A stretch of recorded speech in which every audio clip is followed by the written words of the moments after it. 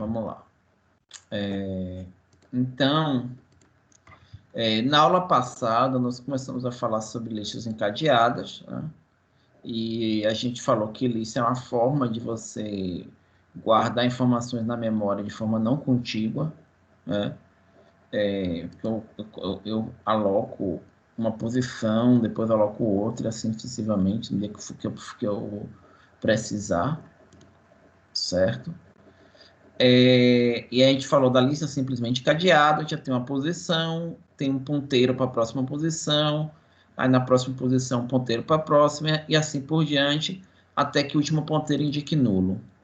A lista duplamente cadeada, você tem um ponteiro para a próxima posição e um ponteiro para a posição anterior, certo? E você vai até o ponteiro indicando nulo, e a lista circular, onde você vai do primeiro à última posição, e a última ela volta para o primeiro.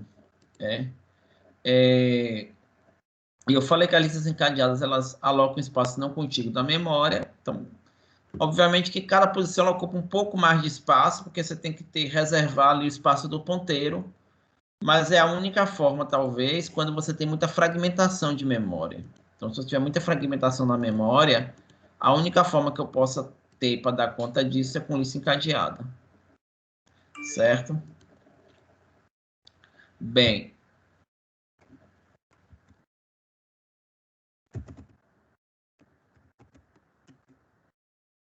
então, tendo isso em mente,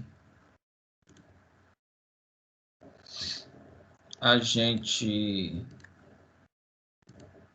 apresentou como é que nós estruturamos a Multi-Sigma Struct para a posição de uma lista encadeada, que eu estou falando uma lista encadeada somente de inteiros. Então,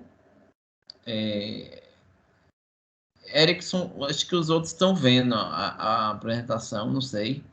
Por favor, sinalizem se vocês não A gente tiverem com erro. consegue ver sim. Ao menos eu consigo. Certo? Bem, então,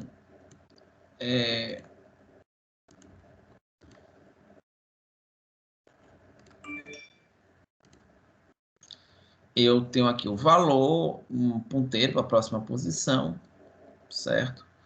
E aí eu posso, na verdade, posso ter vários campos na estrutura, né?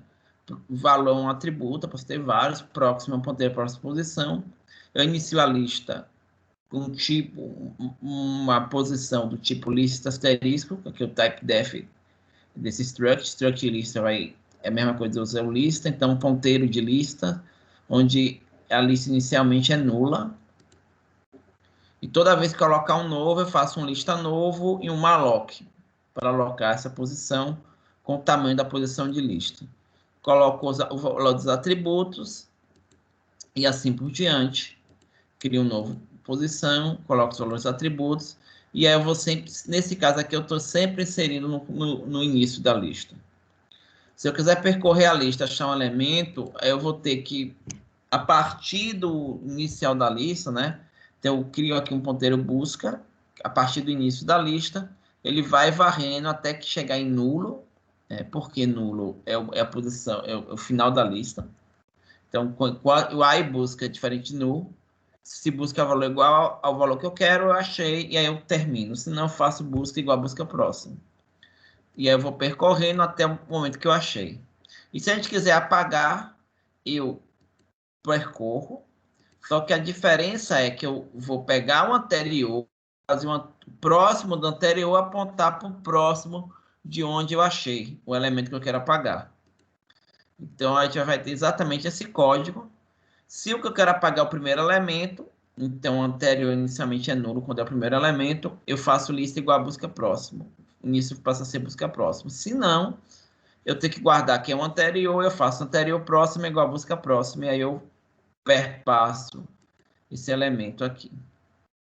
E se eu quiser inserir em ordem, eu tenho que achar o ponto de inserção, certo? Para fazer a inserção em ordem. Eu vou deixar, gente, eu ia apresentar nessa aula as variações de lista, mas eu vou deixar isso para a próxima, para vocês trazerem, né?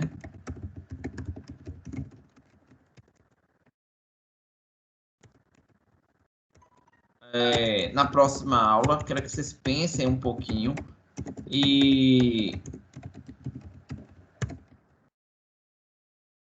tragam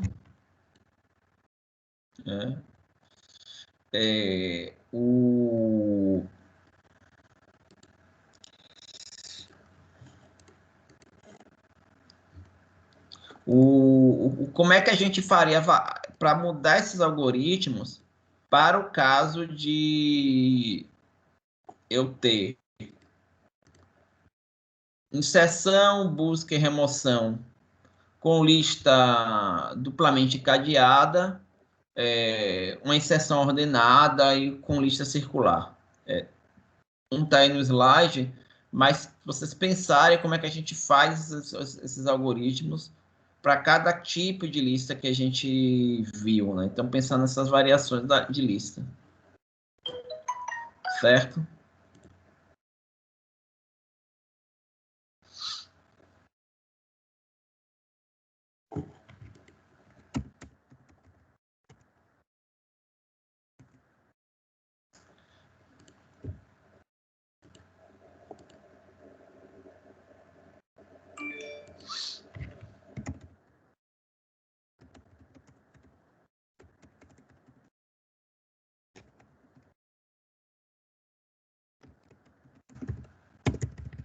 Bem,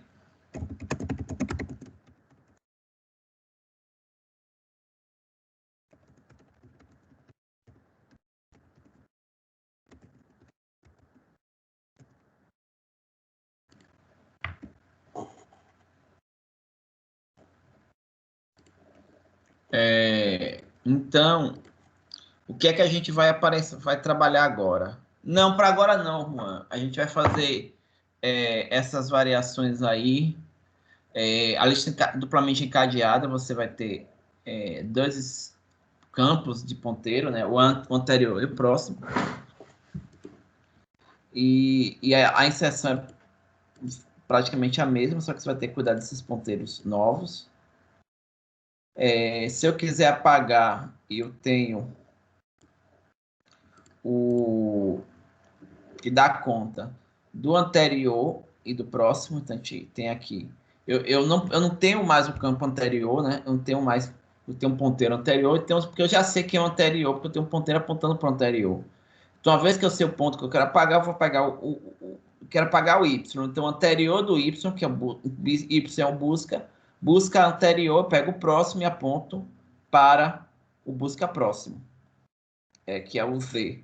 E a mesma coisa, o anterior de busca próximo, eu aponto para o anterior de busca, que é busca ante, que é o X. Então, tem algumas variações, eu quero que vocês pensem em como é que são os algoritmos de inserção, remoção e busca para as variações que a gente falou aqui de lista encadeada. Bem, e aí a gente discute isso de forma apropriada aí na próxima aula, certo?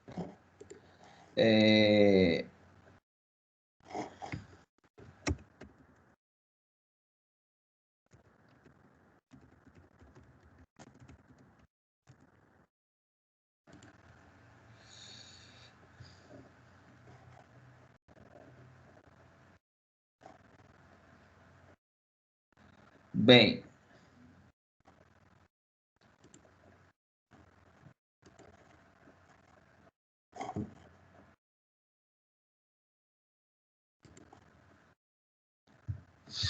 vamos falar agora um pouco sobre pilhas, né? Que é um outro tipo de estrutura de dados. Pilha é uma estrutura de dados bastante interessante, porque a gente vai determinar, né, o que a gente chama de regime da pilha. Então, a estrutura de dados é o primeiro que entra, é o último a sair. Então, eu vou colocar dados numa pilha, eu tenho aqui uma pilha onde eu coloquei primeiro o A, depois o B, depois o C. Quando eu coloco o D fica no topo da pilha. E se eu for retirar um elemento, eu vou retirar justamente o elemento que está no topo da pilha. Então, o último que entra é o primeiro que sai. Chama isso de WEPS, ou last in, first out. O último que entra é o primeiro que sai. eu vou ter basicamente duas operações numa pilha, push e pop. Push, eu coloco elementos na pilha, pop, eu retiro elementos da pilha. Certo?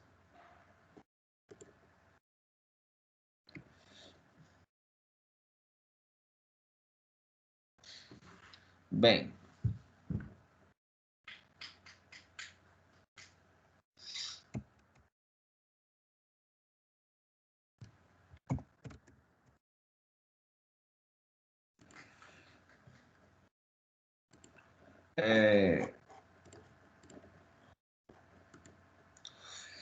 então, para que serve uma pilha? Por que a gente fala em pilhas? Né? Pilhas são usadas, por exemplo, para guardar o endereço de retorno de uma função. Então, imagine que você está executando um código, aí no seu código tem lá uma função, x.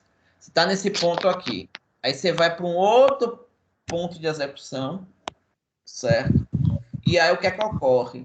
Aquele endereço de retorno, para quando você terminar de executar a função e encontrar um return, ele vai estar guardado numa pilha. Então, você chamou uma função, essa função aqui executou uma coisa, chamou uma outra função.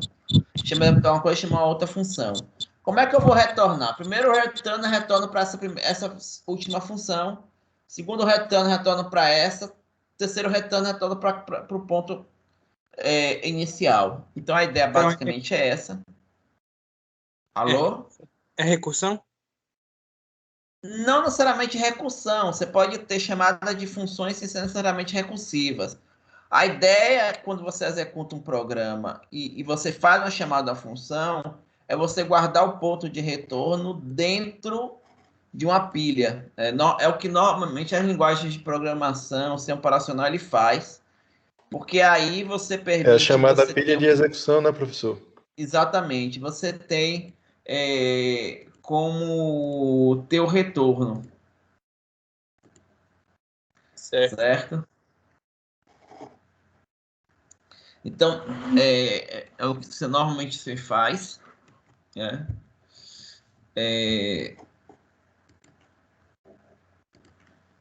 Uma outra coisa que a gente pode fazer com pilhas também que é interessante é usar para checar uma sequência de caracteres parênteses e colchetes. Eu quero ver se caracteres, se todos os parênteses que eu abro são fechados. Eu posso fazer isso com pilha. Então, toda vez que eu abro um parênteses, eu jogo isso numa pilha, certo? E aí, o que é que eu faço? Quando eu encontro um fecha parênteses, eu verifico na pilha se tem um abre parênteses correspondente. Então, eu faço um pop na pilha. Se a pilha tiver um fecha parênteses correspondente, ok. Se a pilha não tiver e a pilha estiver vazia, então é porque a expressão não está bem formada. Ou então, se depois de eu fechar todos os parênteses, a pilha ainda tiver algum elemento lá, significa que a pilha não tiver vazia no final da expressão, significa que existe algum parêntese que foi aberto que não foi fechado. Então, a expressão também não está bem formada. Uma outra coisa que eu vou falar para vocês que a gente chama de notação polonesa inversa. A gente vai falar isso aí na próxima aula, que é você pegar uma expressão, né? E a gente vai mostrar isso depois, né? A gente vai fazer um exercício especificamente sobre isso. Eu posso calcular expressões aritméticas de uma forma muito fácil, utilizando pilhas para execução, através da notação polonesa reversa, que é a notação da calculadora HP. Então, se vocês usam calculadora HP, quem já usou calculadora HP sabe que a gente coloca primeiro os operandos, depois o operador. E a gente faz todas as operações dessa forma. Isso é muito eficiente.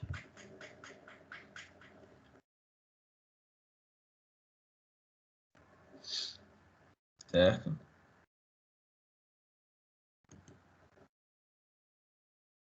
Então, normalmente eu faço dessas formas. Mas é uma forma que a gente consegue fazer de forma bastante automática. Eu consigo pegar qualquer tipo de expressão matemática e automatizar a resolução dela por meio de uma pilha. A gente vai mostrar isso também na próxima aula de aplicações de pilha. Bem, como é que eu implemento uma pilha através de vetor? Muito simples, eu crio um vetor, e aí, toda vez que eu removo esse vetor, ele vai ter até n posições, n é o tamanho da pilha, e eu tenho uma variável chamada topo, certo? Que inicialmente ela inicia em 0, indicando que eu posso colocar elementos no vetor, na posição 0 do vetor, e toda vez que eu colocar um elemento no vetor, eu coloco no topo, e incremento o topo, faço topo mais, topo igual a topo mais 1. Toda vez que for retirar elementos da pilha, eu faço topo igual a topo menos 1 e pego o elemento que está indicado, certo? Então, topo sempre vai ser uma posição vazia do vetor. Quando é que a pilha está cheia? Quando eu tenho um stack overflow. Stack é o nome em inglês para pilha, né? Stack overflow seria cheia. Seria quando o topo chegou em n, porque eu só tenho como índices válidos de 0 a n menos 1. Certo? Bem, quando a pilha eu tenho quando eu quero ler alguma coisa na pilha que não existe, que eu chamo de stack underflow, quando eu retiro o último elemento da pilha, né? Retiro o elemento, e aí eu tento retirar mais um elemento, a pilha está vazia, aí eu faço topo que está 0, eu quero que fazer topo igual a menos 1. E aí não tem elemento ali, então é um stack underflow, né? Eu também posso implementar uma pilha através de uma lista encadeada. Como é que seria a implementação de pilha por meio de uma lista encadeada, gente? Simplesmente eu insiro elementos na pilha, faço em pilha, colocando no início da lista, que é exatamente a mesma coisa que a gente fazia quando a gente mostrou o código de uma lista encadeada, simplesmente encadeada. Eu gosto de... E quando eu for desempilhar, é muito fácil. Eu removo o primeiro elemento da pilha. Então, o código de desempilhar é muito fácil, eu removo o primeiro elemento da pilha, e aí eu verifico aqui isso. Bem, e um outro estrutura de dados que eu vou falar um pouco para vocês hoje também, e a gente vai ter uma aula própria para a gente focar nessas variações, é a fila, certo?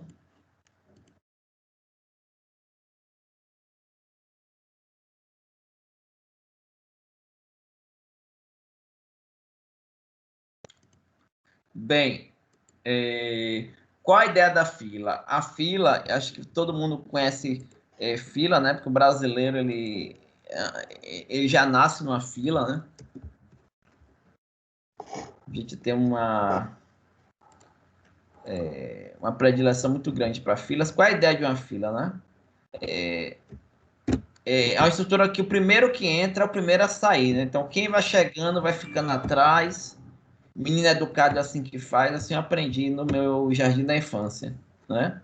Então, todo mundo vai chegando na fila, vai sendo colocado no final da fila. E quem está no primeiro lugar da fila vai sendo servido, vai saindo da fila. Então, quando eu vou retirar da fila, aqui na minha fila, eu vou retirar primeiro quem? O A, né? A operação de colocar na fila a gente chama de enqueue, e retirar da fila é o dequeue. A fila é o que a gente chama de estrutura de dados FIFO, o PEPs, primeiro que entra, primeiro que sai, FIFO, first in, first out.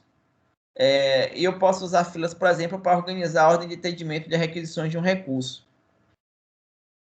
Então, por exemplo, eu tenho um roteador de rede, ele envia os pacotes que chegam de uma interface para outra, seguindo uma fila de atendimento onde os pacotes são organizados. Isso aí é a ideia de uma fila. Vou remover da fila, então eu pego o início da fila e aí um vetor. Eu implemento aqui em forma de vetor. Então, insiro no início da fila elemento 0, coloco aqui, né? O início e o fim na posição 0. Quando eu coloco o primeiro elemento, o fim incrementa, certo? Então, fila fim igual a y, fila igual a fila mais 1. E eu vou colocando os elementos. Quando eu for retirando, eu retiro quem? O início da fila. E eu incremento também. Então, quando eu retiro a primeira posição, a posição vai para a posição 1. Depois eu retiro A, posição 2, vai ser meu início. Retiro B, posição 3, vai ser meu início, que é o C. E assim por diante. A gente vai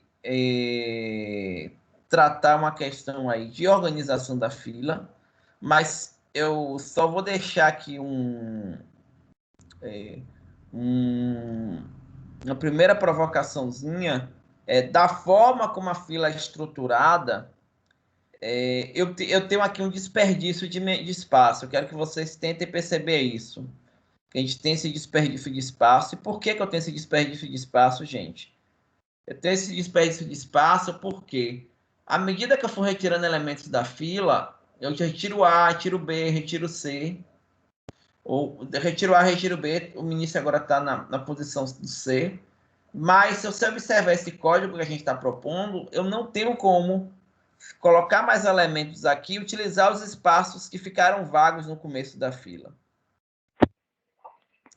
E aí, uma forma da gente fazer isso seria a gente assumir que quando eu fosse colocar um elemento no final do vetor, eu posso ver se tem espaço vago no vetor no início e coloco no início do vetor. A gente chama essa opção de fila circular, né? Na verdade, um vetor circular. E como é que eu implementaria isso?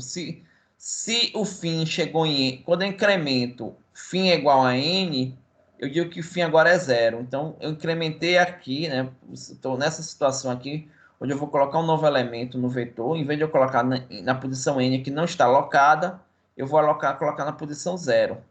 Então, eu faço isso. Certo? E aí eu vou colocando até que a fila está cheia. Como é que eu vejo se a fila está cheia? Aí a gente vai ter que ver da seguinte forma. Eu vou incrementando aqui. A fila está cheia quando? Fim vai estar onde? Imediatamente anterior ao início. Certo? Então, aqui eu vejo que a fila está cheia. Ou então, se a minha fila começasse na posição 0 e fosse até a posição n-1, mesma coisa. Fim mais 1, eu iria para a posição 0 pela nossa lógica, né? Então, início é igual a fim mais 1, certo? E quando a fila está vazia, quando início é igual a fim. Eu posso fazer isso, na verdade, eu faço isso de uma forma mais elegante para fazer essas verificações. Se eu utilizar a ideia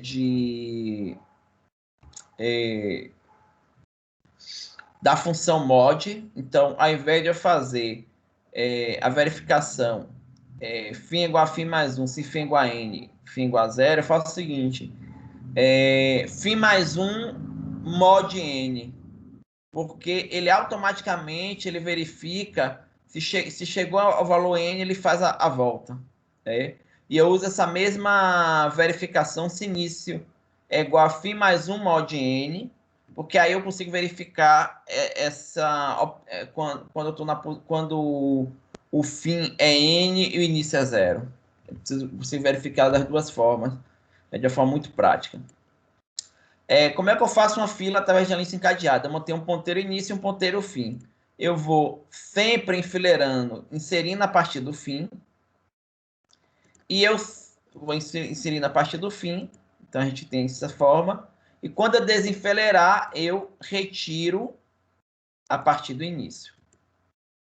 Então, vou trocando e eu faço essa opção.